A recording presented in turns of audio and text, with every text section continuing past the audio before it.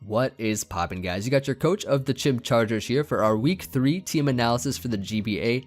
We're taking on Magnitude this time, also known as Steve, coach of the Sawsbucks, and he has a very interesting team of Xurkitree, Mimikyu, Kartana, Starmie, Cresselia, Lickilicky, Lycanroc Day, Kommo-o, Mudsdale, Hariyama, and a Zoroark. So the list should appear to your right momentarily. Now, don't misjudge this team. It does definitely have threats that we got to make sure that we can deal with. One of them being Xurkitree. So Xurkitree is a Z Crystal user, and that thing, we got to watch out for, especially if versus like a Z Hypnosis set, which can be annoying because it gets a +1 speed, puts a Mon to sleep. So we got to make sure we don't get swept by that. Z Electric Terrain is another potential, Pokemon that he could bring on Xurkitree. Another potential set that he could bring.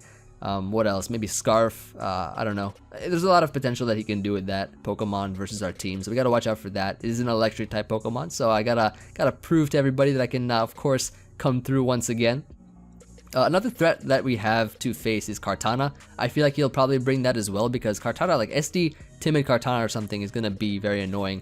Or maybe even Scarf. So I definitely have some plans for that. I am expecting him to bring Xurkitree, Kartana, Mimikyu as well. I think is really solid versus my team, so I think he'll bring that, as well as maybe Cress or Starmie, one or the other. I think he'll bring one of them, and I feel like because Lycanroc is actually his only Stealth Rock setter on his team, he'll probably bring that as well to get up rocks.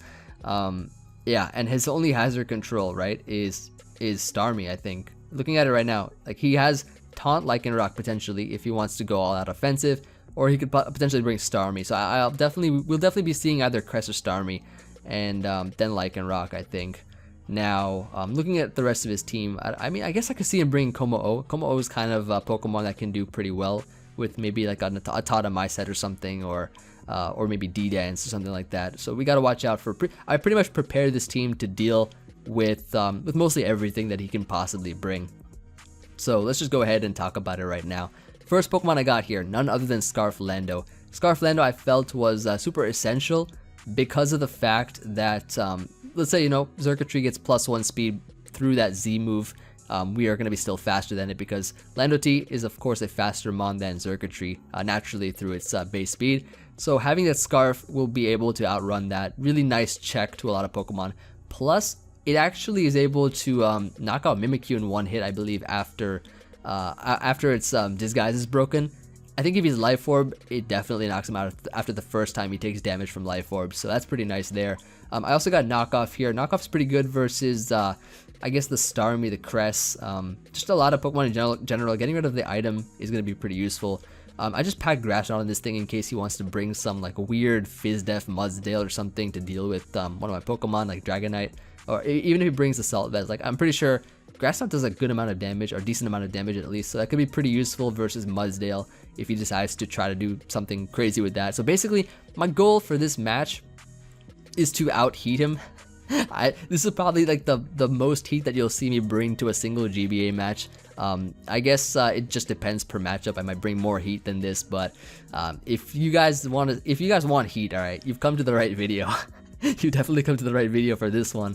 But yeah, then I got U-Turn, just a standard, momentum sort of switcher for Lando. Next we got here Mental Herb and Empoleon. So I'm running Mental Herb just in case of a Taunt Lycanroc set. This my potential leads, right? My potential leads either gonna be Lando T or Empoleon. So Lando T, it's a potential lead because I can U-turn out, go into something like Empoleon, for instance. Empoleon, a potential lead because it can get up rocks, it cannot get taunted by anything, and it also has Defog, so we can prevent rocks as well, which is pretty useful for our team not getting chipped down. Plus I got some Pokemon that are a little bit hazard weak, so want to make sure we are prepared.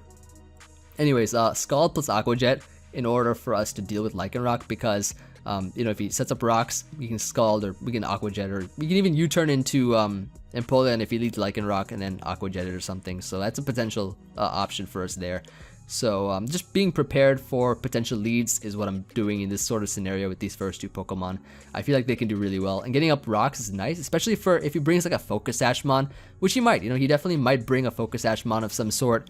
I feel like having that sort of I guess that capability of dealing with Pokemon like that with rocks is pretty nice.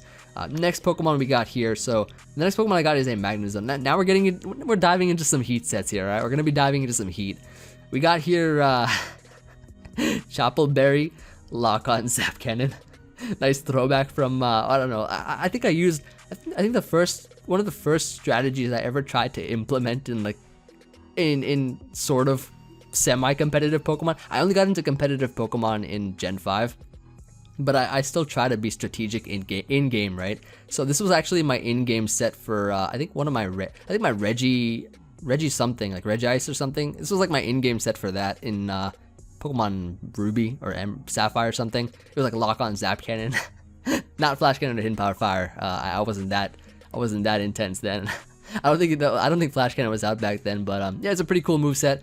The reason that I have Choppleberry is so that we can take SD Kartana. It's able to live +2 Kartana. Can knock it out with HP Fire and trap it. Just a different way. Just trapping it in style. You know, we got Zap Cannon lock on. It's gonna be pretty fun to see. I really want to hit at least one Zap Cannon. Like I've never seen the animation for a Zap Cannon in game.